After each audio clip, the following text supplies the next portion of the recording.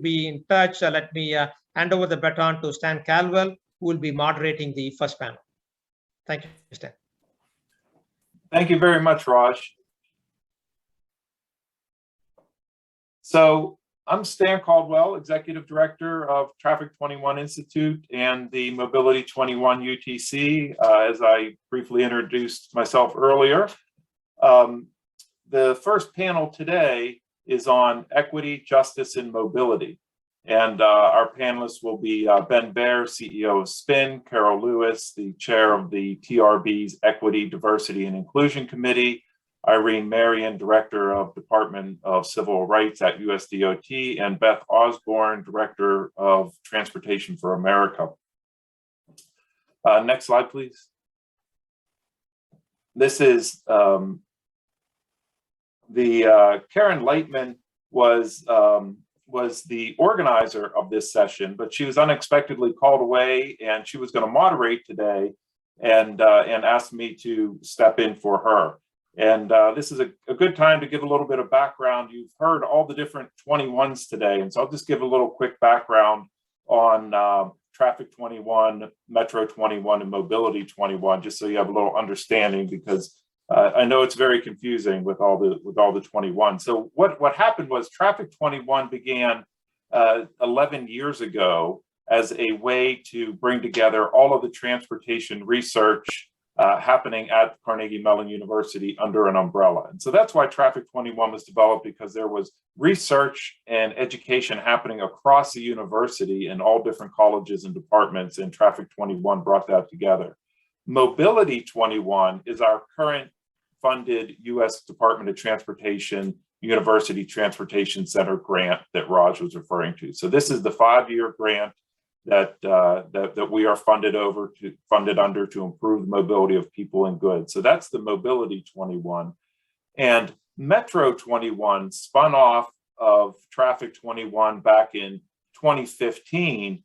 Leadership at the university really saw this whole model of research, development, and deployment of Traffic 21 as effective, but wanted to see it deployed in a broader smart cities level. And so Metro 21 was developed to kind of take the same model and go beyond just looking at transportation and looking at all types of smart city applications, including building systems and energy systems and human service systems, and all included with transportation systems. So that's why Traffic 21 and Metro 21 still work very closely together, and but Metro 21 is again looking at the broader issues of smart cities in a system of systems approach. And so so Karen Lightman and I started talking about the whole issue of justice and technology, and she took the leadership in creating this Justice and Technology seminar series. And so today is the third of a series that has been put together for this semester here at CMU. And there's going to be a follow-up student roundtable later in the semester to have more discussion with students on this, but today is the third of these sessions, and I just want to thank Karen for her leadership in putting this all together. And so what we're trying to look for in this series is, who benefits from the improved health, safety, and optimization of these new technologies, including the spinoff of companies, et cetera. What are the costs and consequences intended and the ones that are unintended? How can we assure that the outcomes are equitable, sustainable, and trustworthy? And what are the considerations for justice? So these are some of the considerations that we're looking at. And one thing that before we have the panelists introduce themselves, just want to give a little bit of context for this consortium. So this Deployment Partner Consortium, as Raj explained in his presentation, this has been developed, started in 2013 with our first University Transportation Center grant. And it was developed in order to make sure that we had real-world deployment partners to work with our faculty to make sure that research was the research was addressing real world problems, and that we were working with deployment partners from the beginning of the conceptualization of research to co-create that research together to make sure that there was a deployment component. And this has been very successful to Raj's point in our research. But a few years ago, we recognized the fact that we should not be just looking at deployment in this co-creation model, but also in equity. And so last year, what we did was we incorporated equity partners into this whole deployment partner model. And so we've asked about a third of our 180 organizations to also be deployment partners. These are nonprofits and government agencies, equity partners. These are nonprofits and government agencies who can help us and our researchers really identify how do we make sure when we're, again, conceiving the research and developing the research, how can we make sure that equity is baked in from the beginning, the same way we baked in deployment from the beginning, to assure that that is the result at the end.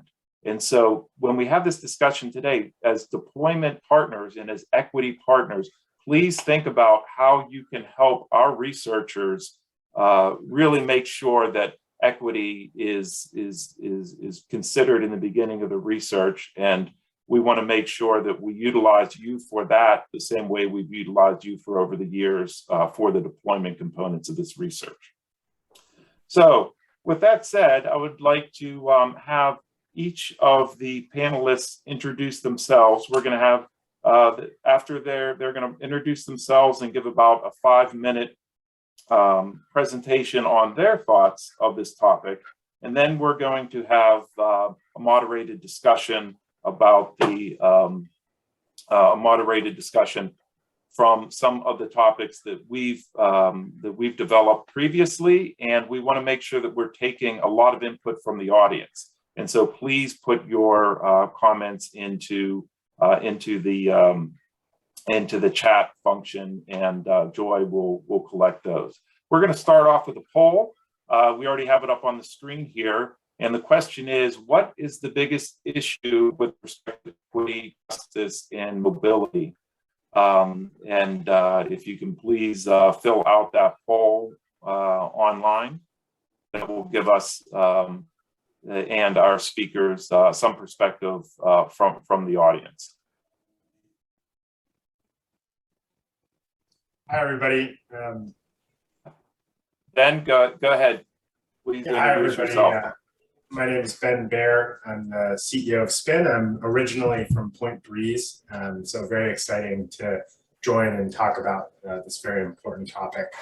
SPIN is a wholly owned subsidiary of the Ford Motor Company.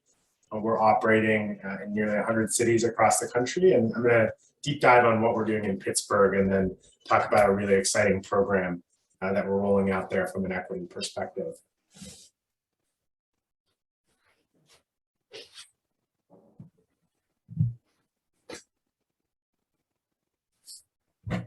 Next slide. So you've probably seen the orange scooters all around town. Pittsburgh, beyond just being one of the top ridership scooter markets in the country, is a place where we launched a really unique program in partnership with the city of Pittsburgh, a number of private organizations, as well as Carnegie Mellon. And I'll touch on the partners in the next slide. But what's really exciting about this system is that you can access all of these different modes of alternative non-car transportation in a seamless way. So carpooling with Waze, electric scooters with Spin, healthy ride bikes, Zipcar car sharing, and then public transit as well, all available within the transit app and then available offline at Mobility Hub charging stations as well. So on the next slide, you can see how all of these different partners came together in order to create this experience. And really the goal is to make it just as easy to get around without a car as it is with a car. And that's really important from a sustainability perspective, but it's very important from an equity perspective as well. The average selling price of new vehicles is now over $40,000. And cars are definitely not the most equitable way to get around. If we go to the next slide. So here you can see all of the partners that came together in order to create this program. First we had DOMI, and under the leadership of Director Karina Ricks, who's now moved on to FTA, really creating the proposal request and the rules. Innovate PGH is a nonprofit partner that's managing the program. Luminaries like Gabe Klein, as well as Numo, Robin Chase at Numo played a huge role in terms of helping us define this program. And then you see all of the private partners, some of which I mentioned as well, who are coming together to offer the different modes, all accessible in one app, which is Transit, and then co-located at mobility hubs powered by SwiftMile. And then we've partnered with data provider Populous, and we're working closely with Carnegie Mellon. And so excited to be here today as well to study the results. And one thing that we're building on top of this platform on the next slide, and that we're very excited about from an equity perspective, is a program called Universal Basic Mobility. And this is a program we're testing out in 3 cities, Pittsburgh, Bakersfield, California, and Oakland, California. And the basic idea is that mobility should be a human right and not a privilege. And what we're doing is we're giving free access to all of these different modes along with ride coaching to 500 participants across these 3 cities. And then we're working with partners like Carnegie Mellon, as well as University of California in Davis, in order to study the results of these pilots and see what happens when you give people access to free or very discounted non-car modes of transportation, and then make it really easy for them to access those modes. What are the effects on their opportunities and their quality of life, and how can we maybe broaden this out? And we've been really inspired by the guaranteed income programs that have started to be piloted in 50+ cities across the country. So I'll pause there and kick it over to the next panelist, but very excited to be a part of this conversation and hear from such experts on mobility, equity, and justice. Thank you, Ben. Next up is Carol Lewis, Chair of TRB's Equity, Diversity, and Inclusion Committee. Good morning, all. Thank you very much, Ben. As is stated, I'm Carol Abel Lewis. I chair TRB's Transportation Research, Equity, and Diversity Committee. I also am a professor at Texas Southern University, a historically Black college and university in Houston, Texas. And I am also pleased to have been on the planning committee for CUTSI, the Council University Transportation Center's web series earlier this year. It was called TIDE, Transparency, Inclusion, Diversity, and Inclusion. So got lots going on in this arena. Next slide, please. I think it's important to always sort of set the foundation of why this is important to us. And it occurs to me that when we talk about land use planning, we always think about highest and best use. And I think from the perspective of diversity, equity, and inclusion, we want people, all people, to be able to achieve whatever they choose as their highest and best use. And we don't want it to be in our society that anyone is not achieving their highest and best because of blockades or hindrances that were there due to something that was artificial or systemic in our society. So as we talk about that, I think we have a myriad of conversations. If we could go to the next slide, about how will we know when we're there? So you all know when you get in a car trip with a little kid, or even us, if we're adults on a road trip, sometimes we're wondering, well, when are we there? When will we get there? How much farther do we have to go? And I think that's an important question as we talk about this. What is it that we're really trying to achieve? And do we have the same sort of sight set on where it is that we're trying to go? I think clearly the subject matters to most of us on the call. And I want to talk a little bit about how we're measuring in the various aspects of those organizations where I participate. So if we go to the next slide, please. In TRB, we are measuring in these sort of ways. What are we trying to achieve? We're trying to achieve better understanding across a variety of arenas, whether that be educational and how we teach. And I think we saw a lot of that in our CUTSI webinar is, how do we as professors relate to our students? How do we as professors approach our research? how do we as professors engage with other faculty members. And so when we talk about those same sort of areas with TRB, we had our first TR news equity issue that came out in May of this year. Excuse me just a sec. I'm in Texas. We have lots of stuff in the air. Apologies for that. But we had that issue to come out in May, where we really approached equity and really hope we got people thinking about the array of activities and areas under which research can occur. We've had 6 webinars this year, again, just getting information out, getting people thinking, and just wanting us to sort of infuse this topic in all of our daily activities.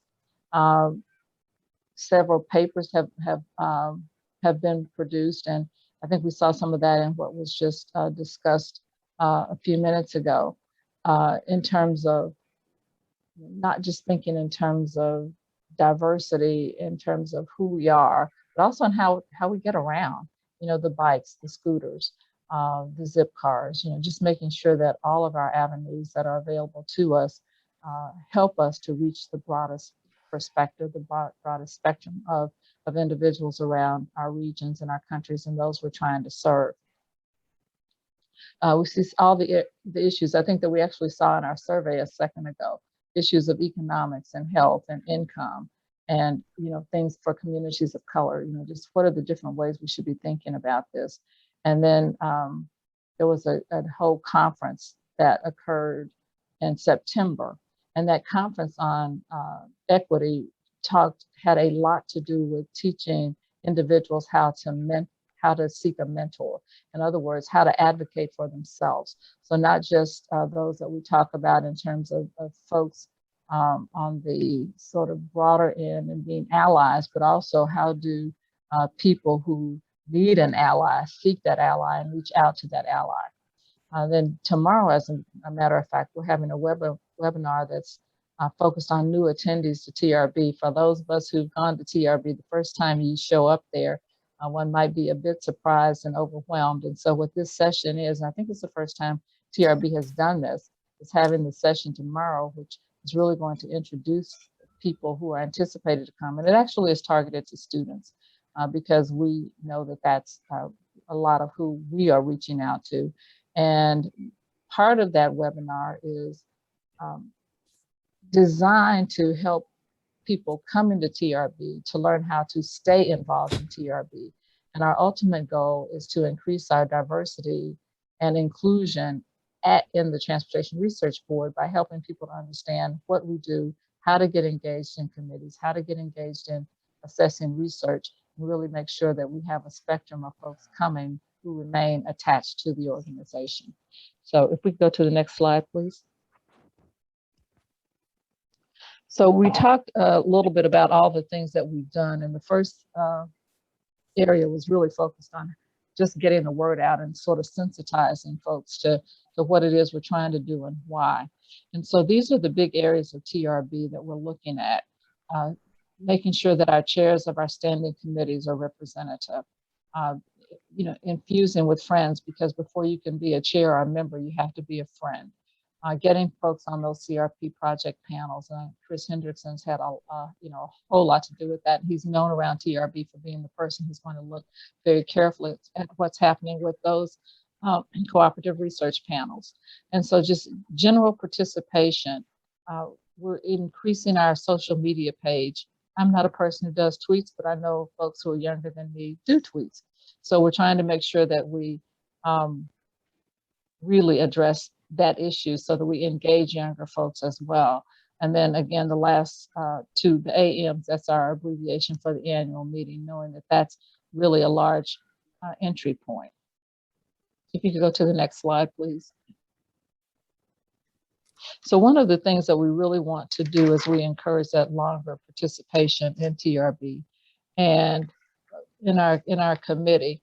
When we ask ourselves, what is our goal?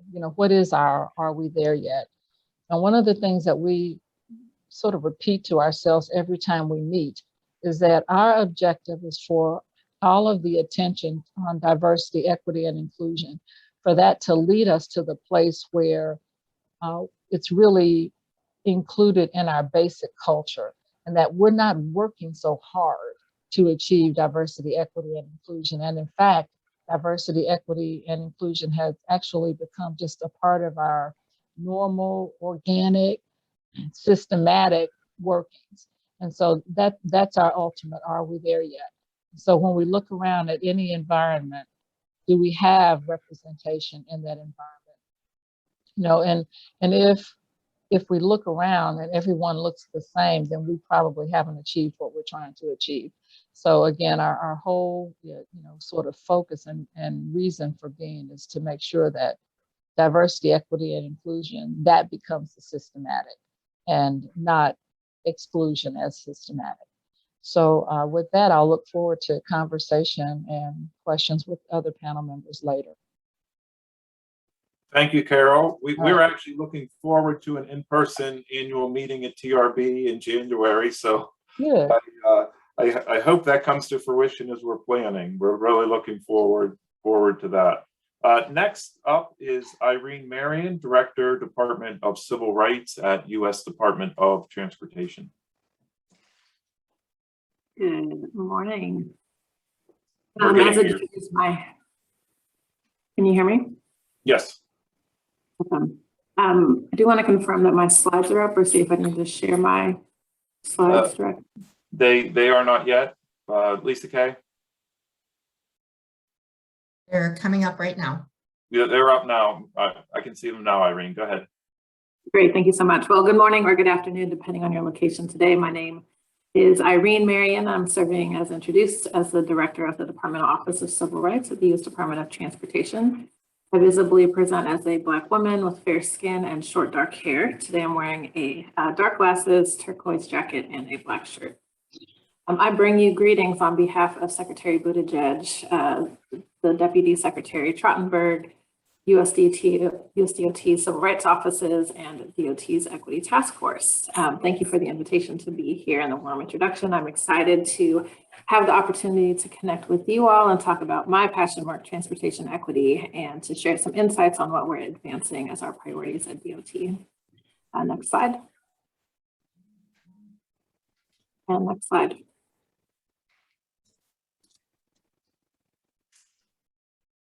So transportation, mobility, access have been at the center of civil rights movement throughout the history of our country. Mobility has been a tool for seeking freedom, but also been weaponized to limit those freedoms. Enhancing mobility, accessibility, technologies is both a moral imperative and a priority of the Biden-Harris administration. And it's an exciting time to be in the federal government working to address the challenges and meet the opportunities that we're discussing on the panel today. As you likely heard from Secretary Buttigieg, and next slide. As you likely heard from our Secretary Buttigieg mentioned publicly, USDOT really feels that it's an important starting place for us to admit that we're really living in a built environment that was constructed in the framework of systemic discrimination. By implementing neutral policies and taking no action at all, we as a transportation sector have continued to perpetuate that discrimination. And our only option as we move forward is through the lens of equity and justice orientation. Next slide. Nice. Oh yeah. What this has meant historically is that we've mostly addressed these problems after they've already occurred, after the roads are built, after the bridges are designed and built, and we try to mitigate the damage after it's already been done. Advancements in technology is the constant change that we can rely on to transform our transportation system. Technology has always been an important vehicle for change and for problem solving and for innovation. Next slide. In this moment, we are really reconciling American history in the hopes for a better, more equitable and just future. We have the opportunity to use technology as a tool to transform our society, to solve problems, to address the needs of populations who have never been, who have never experienced a transportation system that was really designed to meet their specific needs. Technology can be an important to level the playing field. It is critical that we are really aware of the existing inequities as we move into these new directions. DOT believes that it's critical to take a proactive approach to apply an equity lens in developing new technologies. We need to be intentional about building and sustaining relationships with a diverse set of stakeholders and transportation technology users. We need to center those diverse stakeholders, their experiences and requests into our decision-making. As we are advancing new technologies, we need to apply a relevant equity lens and address barriers along the way. And technology really should be addressing the needs of populations that rely on specific solutions to meet their needs and to support their mobility. Next slide. As I came to DOT from a role where I was really charged with advancing transportation equity and justice from a city bureau. I understand the importance of coalition building across the sector and the challenges various partners have been experiencing in the work. I also know that US DOT plays an important partnership role at the federal level, especially when it comes to leading the way for transportation equity. We have been doing a lot of work since January 20th, Inauguration Day, and I'm proud of the progress that we've made to date. So I want to take a couple minutes to really highlight some of the work that we're advancing at this time. Since inauguration, President Biden has signed a number of executive orders, as you've likely seen or heard about, that really focused on advancing equity across the federal government. DOT is activated to implement those most relevant to our work areas, and the Departmental Office of Civil Rights is honored to be leading a number of our implementation strategies. I want to highlight a few of those executive orders and encourage you to check them out on the White House website. The day one executive order that we rallied around was focused on advancing racial equity and support of underserved communities through the federal government. We've also been focused on preventing and combating discrimination on the basis of gender identity and sexual orientation. We're participating in the establishment of the White House Gender Policy Council and recently announced a national gender policy strategy for the federal government. We are advancing diversity, equity, and inclusion across the federal workforce. And then we're also working on other strategies focused on things like procurement equity, climate investment initiatives, such as the Justice 40 focus, and also promoting access to voting rights.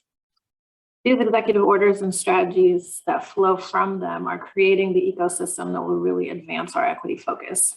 In the spring, Secretary Buttigieg established a DOT equity task force that's co-led by my office, the civil rights team, and the policy team. And that task force is charged with developing and implementing strategy now organized into 9 different focus areas. 5 of those we call our impact areas, and those include a focus on gender justice, economic justice, Justice 40, which is climate focused, mobility justice, and workforce equity. And then we have 4 foundational kind of government process focus areas as well, focused on budget, data and assessment, stakeholder engagement, and of course, technology and innovation. These impact areas give us an opportunity to assess the conditions and experiences of populations that have been historically underserved and overburdened by transportation programs and investments. While these foundational process areas really keep us focused on identifying opportunities to assess and intervene in our government processes and that are perpetuated, but also could help to shift program outcomes over time. Next slide.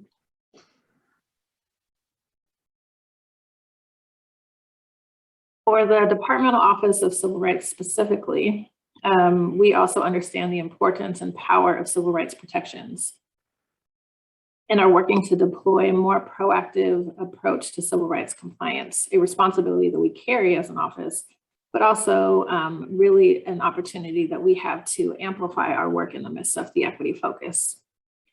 The mission of our office is to enforce civil rights and laws and regulations which prohibit workplace discrimination on the basis of race, color, national origin, sex, disability, religion, age, genetic information, equal pay compensation, and reprisal in employment, and also the provision of government services.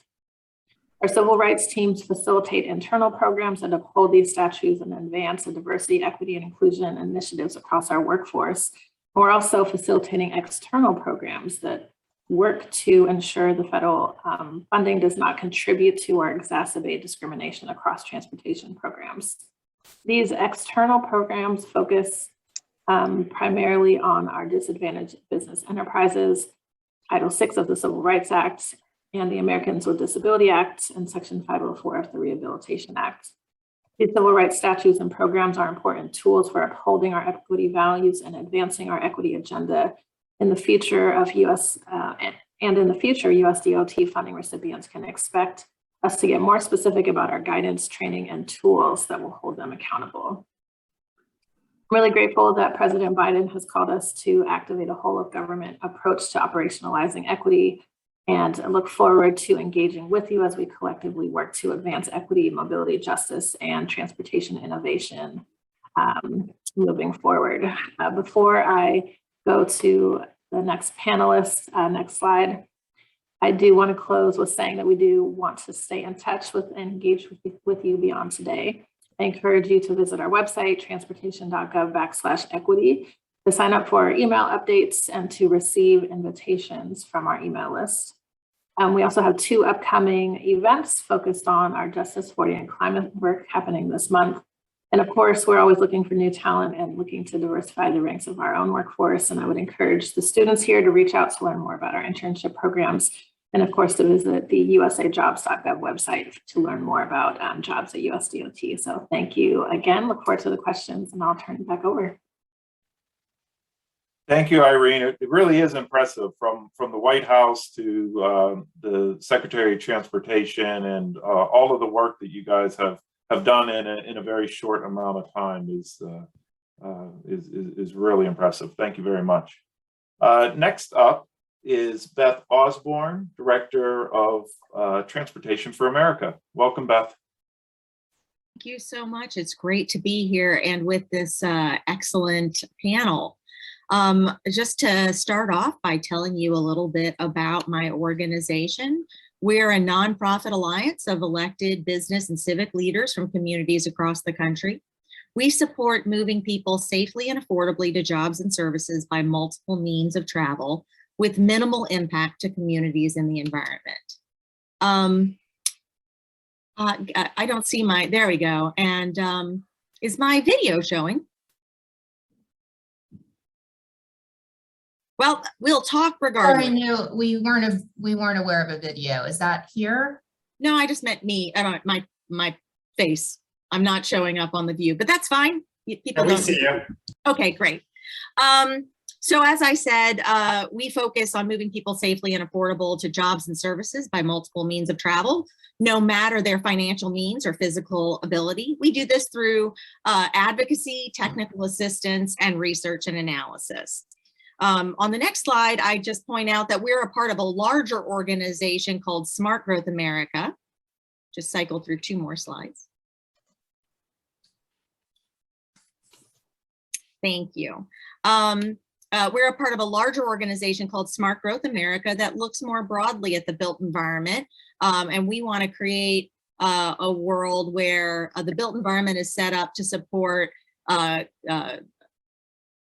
more resilient, equitable, and healthy communities, no matter who you are or where you live. And when I define transportation justice, I think about how the current system is functioning, or often, unfortunately, is the case, is not functioning.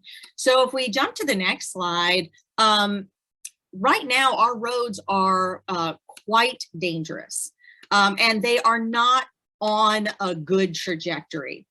This slide comes from our report called Dangerous by Design, and it studies the latest data that are available on fatalities on our roadways, which is 2019. We are eagerly awaiting USDOT's release of the 2020 data.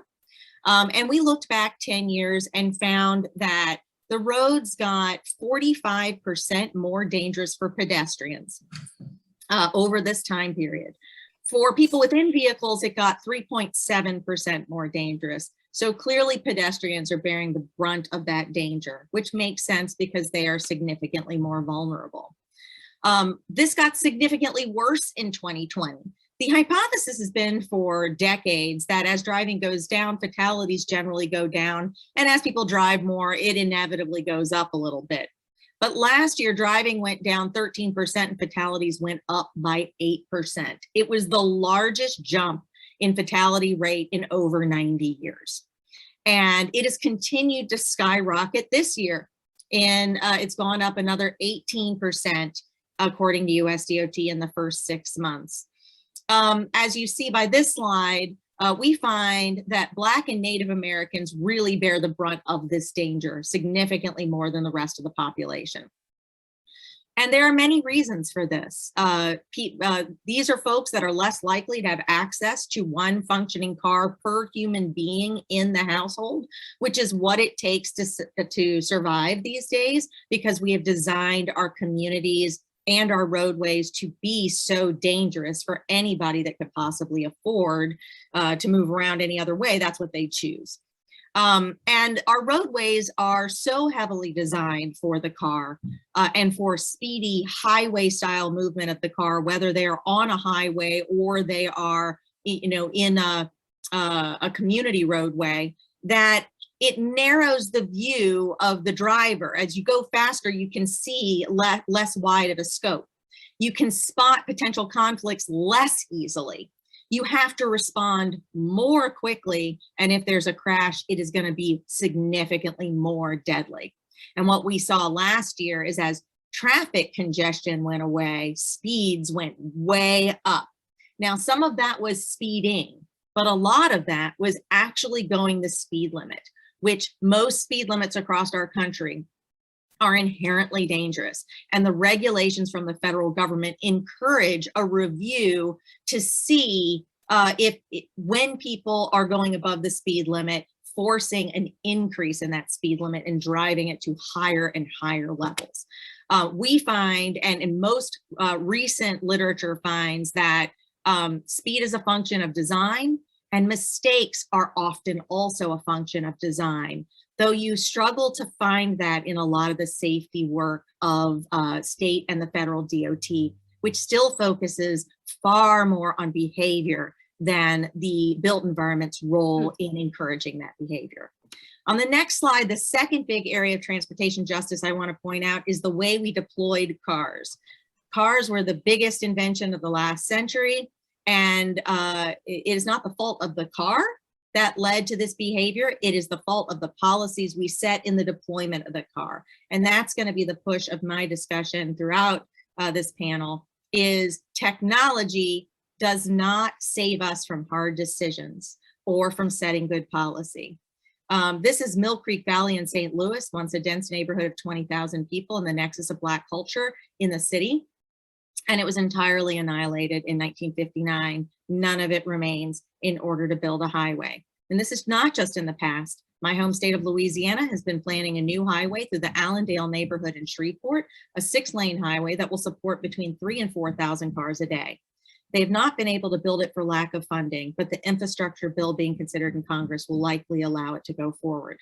Again, this is not the fault of the car. This is the fault of the policies that we use to deploy the car. The good news is all technology can be used for good. The bad news is no technology gets us out of hard decisions and policy making. And on the next slide, more hopefully, there's great technology that we can use to ID problems, particularly in terms of racial equity, and measure specific solutions.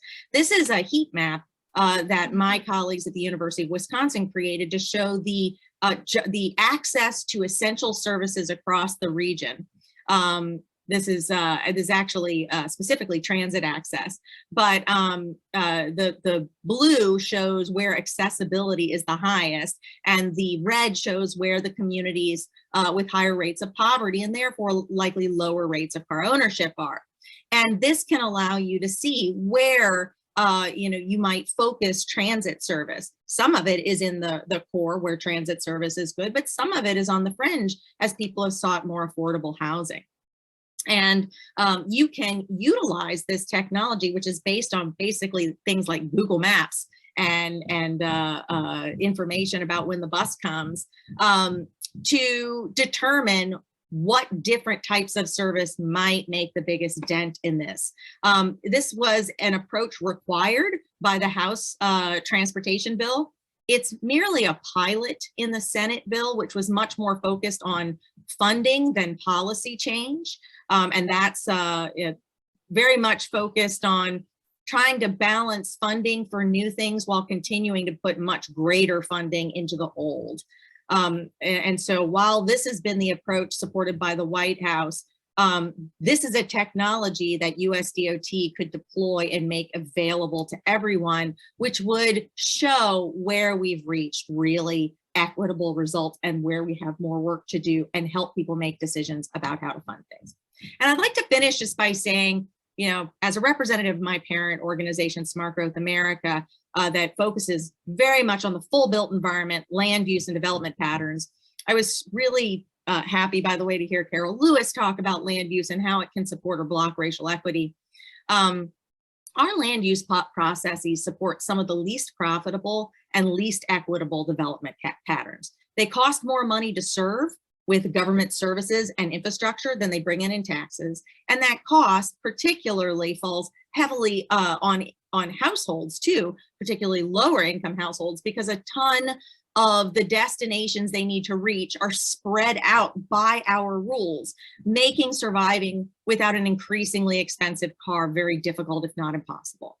But it's based on the needs of the 1920s and was pushed under the leadership of Herbert Hoover when he led the US Department of Commerce, trying to address overcrowding in the cities, lack of good water and sewage treatment, and newly polluting industry.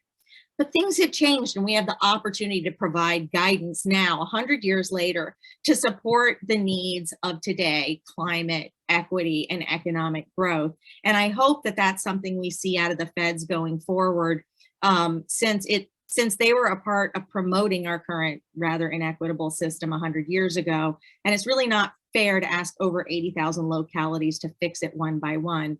I think seeking that guidance from the feds could really be a strong promotion of a more equitable future. Thank you very much. Thank you very much, Beth, and I'm glad you brought up the point of the land use. The Nico actually had a question about that in the chat, and so that is very timely. And just to highlight to our consortium members out there, we agree that we need to be focusing on policy research. We're not just looking at the technology. So if we can be helping you with the policy research, whether it's from the transportation side, equity side, we actually have researchers in planning from CMU and at Penn and at Ohio State, and we would be happy to connect you with them. The research Beth showed from Wisconsin there, where we're able to kind of take, data and be able to visualize it and be able to see some of the trends and be able to inform policy around this is, of great interest to our researchers. And so that could be a good area where we look at these issues of equity and inclusion and diversity and how we can help apply some research both in the policy and the technology side. So before we get into the questions, Lisa Kay, can we share the results of the poll that we had early on? So in respect to the biggest issue, what is the biggest issue with respect to equity, justice, and mobility? We have race and economics was first, race second, location third, and then disability, gentrification, and gender.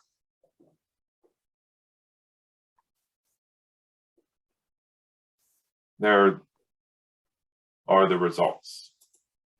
So thank you very much for participating in the poll. Just gives us, especially the presenters and the whole audience, a little perspective on your view from the audience of the issues of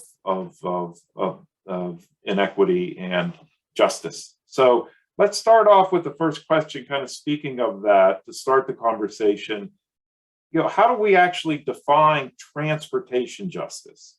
How is our definition of justice needed to expand or change?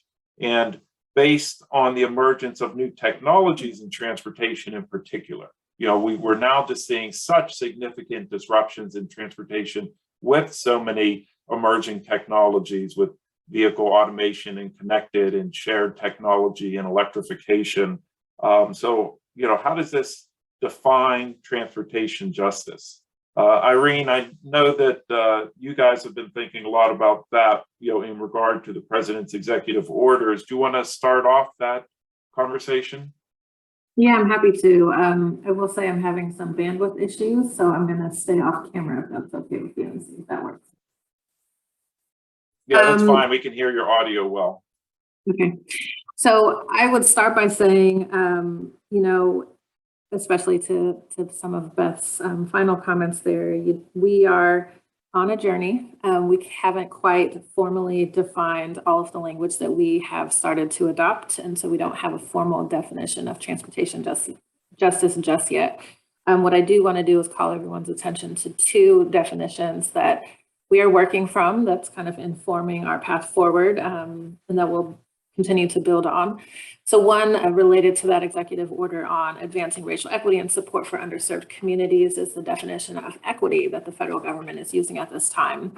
And it's being defined as the consistent, systemic, fair, just, and impartial treatment of all individuals, including individuals who belong to underserved communities that have been denied such treatment, such as Black, Latino, Indigenous, and Native American persons, Asian American, Pacific Islanders, members of religious minorities, lesbian, gay, bisexual, transgender, queer persons, people with disability, persons living in rural areas and otherwise might be experiencing persistent poverty or other types of inequalities. So this really gives us an opportunity to call out those populations that have experienced inequities from the federal government over time and gives us an opportunity to really focus in that way. The second term that's especially important in the climate space for us at this time is the word disadvantaged. And so Justice 40 is an initiative I mentioned. It's connected to the executive order on tackling the climate crisis at home and abroad.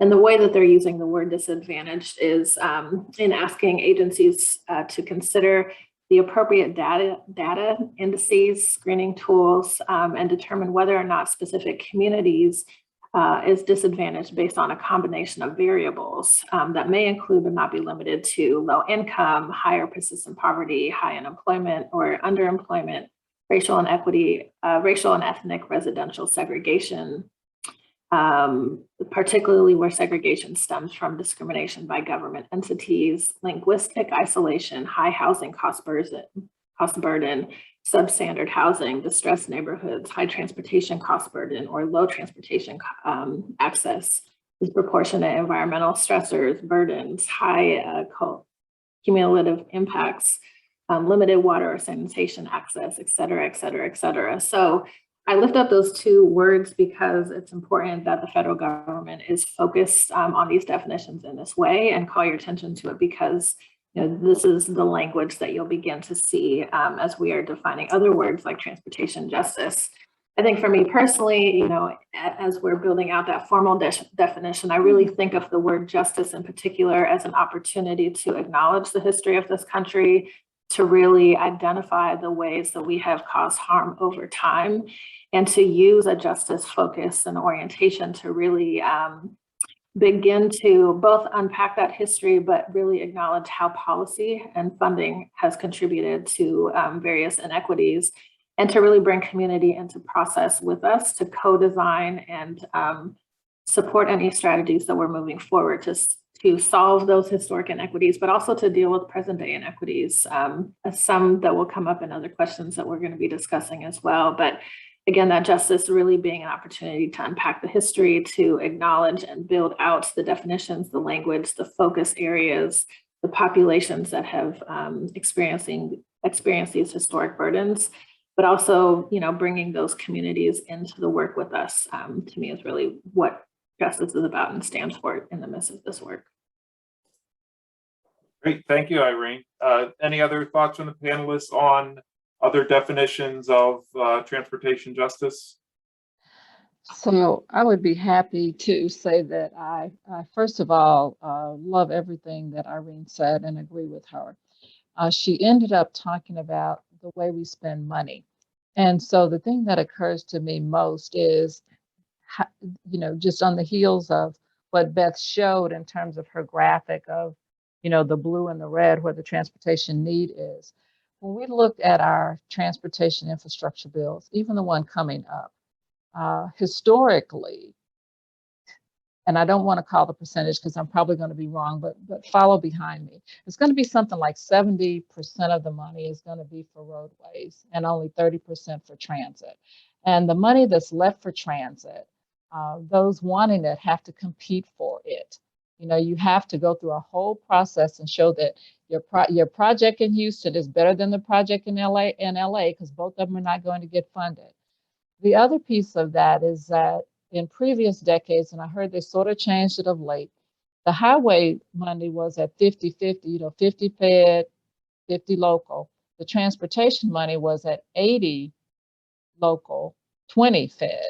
So the transportation projects couldn't even get half in some of the decades and some of the T's and so forth, the iced tea, fast tea and all that. So it wasn't even that the transportation projects could even get half of their money from that. And so, the other piece of it is, we look at our difference in our highways and our transit in the US and compare ourselves to Europe. We did our first highway money in 1912 and it went for rural post offices. We didn't start doing money for public transportation until the mid 1960s. So we're behind. And so when I say, transportation equity, I would say that at all levels of government, we need to start spending more on the public transit side than we're spending on the roadway side, because something like 89% of the US population lives in urban. So if we continue to spend most of our money on highways, then yes, we're going to continue to see most of us driving cars. So to me, transportation justice would start all the way at the top with let's change how we distribute all of our tax monies on our transportation projects. Thank you, Carol. Beth, did you, okay. Let's go on to our next question. The series aims to address technology's rapid and often inequitable deployment. Are technological advances from the sensors in traffic signals to the deployment of micromobility at odds with the issues of justice? Why or why not? Ben, I know you're kind of deep into this area, especially with the deployment here in Pittsburgh. What do you think about these new technologies in their relation to justice? Yeah, it's a great question. And it's definitely something that we think about a lot. I think it was said earlier that the technology is not inherently good or bad. But I think what's very important is that you're intentional with how you deploy it in order to meet the needs of diverse communities. I think one thing that is sort of a perception of electric scooters in particular is that you've got sort of tech bros vaping a Juul, wearing a Patagonia vest, riding around on these things. And that's not really what we see at all when we look at our ridership. We see that these are a very useful way to get around for folks from all backgrounds and communities. I think one of the unintended consequences that we've been focused on addressing is sidewalk riding, and in particular, the effect on folks with disabilities. And so we've been piloting some new technologies to address those issues that actually use computer vision to detect and alert the rider in real time if they're riding somewhere where they aren't. So it's a mixed bag, but you kind of have to look at what happens when you introduce these technologies and then be very intentional upfront in the planning, but also in reacting to what happens when you introduce them to the community. Yeah, thank you. That's a very good point. And I'm just going to give a totally anecdotal observation, but for the last few years where we've seen a lot of the scooters and other types of personally owned vehicles here in Pittsburgh before we had the shared use, I think it was more, was less of a diverse group, on those vehicles that I would see. But once we've had the shared use vehicles here, there really has been a much broader, diverse group of users with the shared use than the individually owned one. So again, that's my anecdotal observation from Pittsburgh, but that's what I've seen.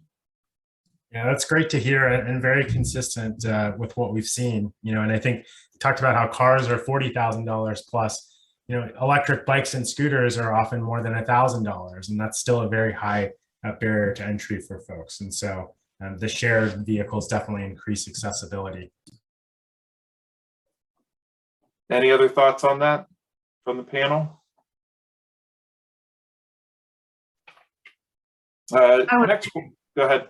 Go ahead, I would Mary. maybe offer that, you know, as we're developing these new technologies and we're trying to solve, you know, a climate crisis with some of these solutions and other inequities that are persisting in the world and in our transportation systems, kind of who designs, who's positioned to do the research, come up with the ideas and the technology, you know, really matters, because what I've seen, at least at the local level, is a lot of course correction. Like, we have an idea and we want to deploy a program and we think it's going to help, you know, the community in these ways, or it's solving for a climate goal that didn't start out with centering on solving for equity goals either.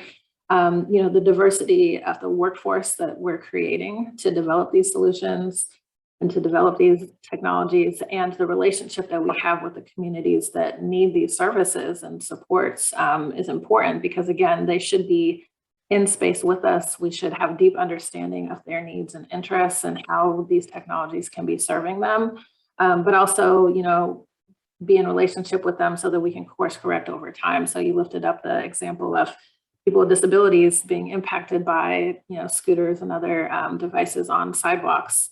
That's probably an issue we could have seen coming if those stakeholders had been at the table with us from the design of these programs. And similarly, you know, I was at the city of Portland where we were seeing actually a lot of young people of color who were really excited about using scooters, but were using it for kind of critical trips that they didn't have other transportation options for, to get to, you know, their basketball practice after school, or to their after school program from a high school that may not have been served by a yellow bus program or had transit access. And so, you know, kind of immediately being able to engage community and like how they're using the technology and how it can serve them, and what other solutions may also be on the table for them as well, and will support them in solving those problems, I think is important to solve, but having relationship with those folks so that you can really engage them in that decision-making process is always important. I would just add that with all the intentionality in the world, you know, SPIN can put their shared micromobility devices in the communities, you know, where BIPOC folks are, and make sure the unbanked are covered and ensure that the design is there for people of disability. But the way we build our roads, particularly in those communities, would make it a death-defying feat to utilize those vehicles. And the federal government, including when I was at USDOT, did not and still has not done anything to change the guidance on how roadways are designed. And right now, the top issue you ask as an engineer is how fast will the cars go and how much traffic will there be for the cars. Everything else, every other user of the system is considered, if at all, after the budget for the project is set. So there's a lot to be done in terms of the way we set our standards for roadway design that will determine whether or not these tools and new technology can be utilized by everyone in a safe way. And we really need to think about the equity of the existing system if we want technology to truly be usable and not just performatively so. Completely agree. Thank you, Beth. Go ahead. I agree as well.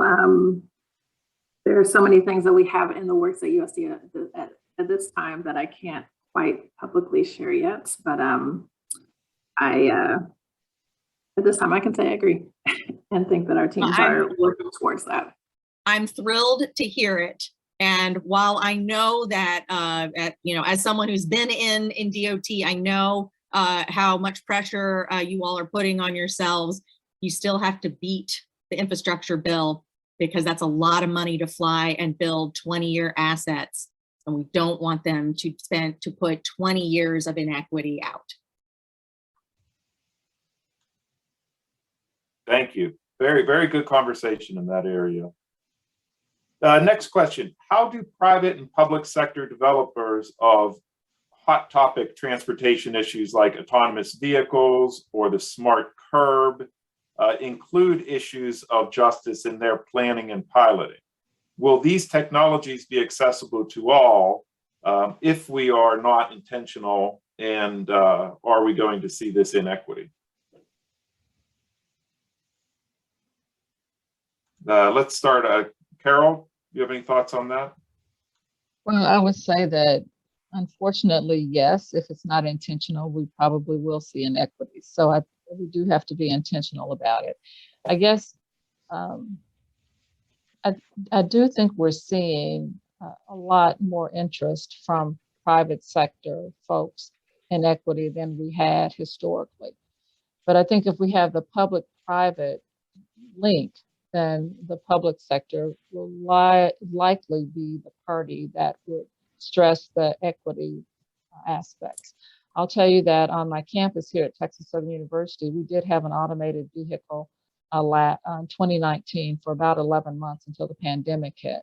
And our urban mass transit system here, the Metro, asked that their lead was that the project be on our campus, which is historically Black, and it is in a historically Black neighborhood. And so the phase 2 will be on local streets here, serving a public sector housing project. But our transit authority took the lead on where that automated vehicle service would be. Others in our region would have put it in a major employment center. So I do think that the public sector voice will be very important when we have the 3 Ps pursuing these innovations, and I doubt that there would be pushback, but I do think that the public sector voice will be really important in leading it, and I don't think it will happen unless we ensure that it is a priority. Thank you. Any other thoughts on that from the panel? I think one of the challenging dynamics is, transportation is a very challenging business, and cities know this well, as does the federal government. And so there is this market incentive, in our business in particular, you make the money in Squirrel Hill and Oakland and downtown. And so figuring out really creative ways to work with funding to make it at least neutral for private companies to deploy in equitable ways, I think is a big part of the solution. Otherwise, there's this incentive for companies to really try and check the box and tell a story rather than providing a real solution, because otherwise they're going to bleed money and not be able to survive as a going concern. And so one of the things that's interesting about the UBM pilot is, while we're contributing some money and towards research and towards offsetting the fees, RK Mellon is also involved.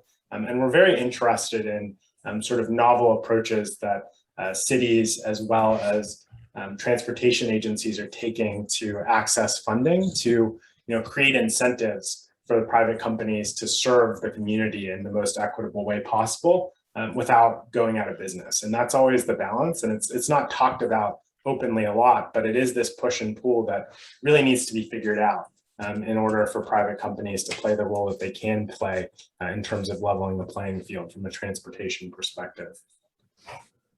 I will also just say that vehicles have never been available to all. So in terms of AVs, whether or not their deployment will or won't be equitable, the question is, will they be deployed into a vehicle-only system like the one we have now, or a vehicle-centric system? If the policies we have remain vehicle priority, vehicle-centric, we will inevitably create danger and a new reason to clear the roadway of people and things for people. And so a vehicle-only system will always has and will always lead to inequitable results. But if AVs are deployed into the complex systems that, the most successful urban and rural town areas have, then they can be a part of a more equitable system. But it all requires a better policy framework where moving people to the things they need is the priority, whether they're in a car, driven or automated or not. is possible and simple and safe. Thank you, Beth. I see we have a question from Jim Gibbs. Jim, do you want to unmute and introduce your company and your comment or question? Sure, I was going to purposely leave my company out, but nevertheless. Yeah, so my name is Jim Gibbs. I'm the CEO and co-founder of a company called Meter Feeder. We enable people to pay for parking by turning their cars off. So actually, it's really, you know, I'm the weird guy who I'm in the parking industry, but I ride my bike everywhere. So, I mean, I'm clearly on your side, right? One of the things that the mindset, I take the mindset of Donald Shoup, who says, you know, we should make vehicles expensive so it's cheaper for people. I just wanted to get your views on that and see if there's anything that, you know, is in your mind as far as kind of bringing that to fruition so that, you know, people can afford to live rather than just the opulence of gigantic vehicles taking over our streets. Thank you, Jim. Any response from the panelists? I do. I love hearing Donald Shoup cited, so I'm definitely a Shoupista. But I will say that I'm just very outcome focused. So my goal is to decrease the cost for people to access work, opportunity, healthcare, schooling, groceries, all those things. And however we achieve bringing down that cost is what's important to me. Now, as you point out, the more space we make for the storage of personal vehicles, the more expensive the system does get. And in our intense focus to create a vehicle-centric community, nation, we have done things that actually drive the cost up more for everybody, but particularly for the lowest income people. We're doing it on the land use side too. The government has ignored increasing market pressure for walkable communities where the things you need are close to where you live. And they're mostly illegal to build across the country. And then when, you know, anyone who's taken basic economics knows if you restrict supply, when demand goes through the roof, the cost goes through the roof. We use that increased cost that we ourselves created as proof we shouldn't have the thing that people want. So I think we've got to get back to thinking about those outcomes. When I was in the administration, we worked with HUD and created the Housing Plus Transportation Affordability Calculator. I'd love to see that come back. I think that that's quite likely, but I'd really like to see it applied to federal policy pretty broadly to help look for the outcome. Safe, affordable access to things people need, whether they own a car, want a car, can drive a car or not. I guess I have a couple of thoughts as we are having our conversation. And we brought up some things that clearly are challenges. For instance, where we store and park all of our vehicles. And I'll tell you, one of the things that happens in my locale is that there's a common term of hunting for a space. There are not enough spaces to park the cars we have. So if we continue to have more and more cars, we're going to have more and more trouble getting them parked if you're not at home. But the other thing that makes this difficult is that all of these areas are not alike. You know, I listened to the conversation about scooters and bikes, and for many southwestern cities, we are really spread out. And so the scooters don't work well. Biking is difficult unless you can put it on the bus. And one of the problems that our metro is having right now is you can only store two bikes on a bus on a trip. And there are more than two people on a bike who want to get on the bus. So our trips are long in this region. And so, you know, what we talk about that we desire really works best with compact communities, but so many of our American communities are not compact. And I'm afraid that we're going to have to try to figure out how is it that we do both things, because we are going to continue to be car-centric. We can't move not from what we are to something that we want to be without it taking probably decades and a lot of policy changes. And so I think, the question is, how do we modulate to it, recognizing that the country is really so different all the way across. And I think that it does have a policy beginning. I think it has an allocation of how we spend the money that's directed, that we kind of talked about earlier. And I think the points that Beth has brought up are really important, and is what is it that we're trying to accomplish? Are we trying to move people, or are we trying to move cars? And I don't know that if you ask that question across the United States, I don't know that we're all on the same page in answering that question. And that may be something that we would almost need to start with before we could actually get to a point of answering it well. Thank you very much, Carol, and Jim. Thanks for the question.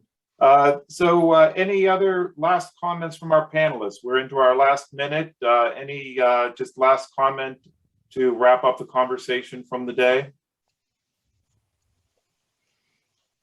So I'd love to ask, where do we go from here, right? We've talked about some things, and I think we all agree that we want to move from where we are. But what are some of the things that we'll do to try to get there? I mean, that's always what I sort of like, is to have sort of a takeaway. So, what do I do next? What do we do next? Do I call Beth? Do I call Irene and say, let's figure something out? I want to see that housing affordability index come back too, because I always used it with my student. I've been looking for it for the last 3 years, and it's really not there anymore. So, yeah, CNT still has one up, and is quite well maintained. But I just, we created this thing, and then we didn't deploy it into policy, and it was a real failure of my team and my time in the government. And I fear that. We tried to do everything very deliberatively, which I appreciate, but your time in government is fleeting. And however short you think your time is, it's probably a tenth as long as even you think, and you can't possibly move fast enough. Well, yeah, on that note, I would say we've done what we can over the last 9 months to prepare ourselves for this infrastructure package, all the things that we can implement within our authorities, but also, trying to set ourselves up for the long-term work, because we've had a lot of things to undo from the last administration. We've done what we can to build from the work that had happened prior to that, and but it's going to take all of us, contributing in different ways for us to accelerate the things that can be accelerated quickly. But a lot of this equity focus is going to be long, slow, hard work. So I look forward to staying connected with everyone. Invite you to invite us into the work in the spaces that you're in, and you can expect some invitations from us as well as we continue to move through this.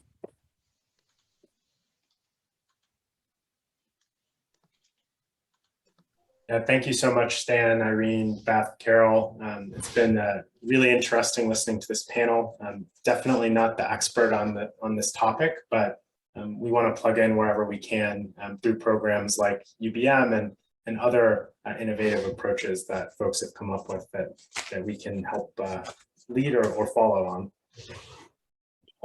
Well, thank you all very much. I do think we got some very specific takeaways on this, and the message that I heard loud and clear is that we don't necessarily need new initiatives and the new technologies. We just need to make sure that equity is built into the early planning, the early design, the early research implementation, the early pilot deployments.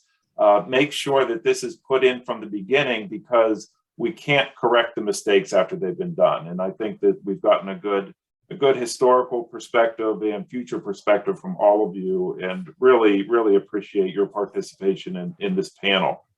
For any of the CMU students, there will be an upcoming roundtable for the CMU community following up from this 3-part series of technology and justice. So look out for that on the Metro 21 website, and you can also reach out to Metro 21 for any further questions regarding this series, and look for your further involvement.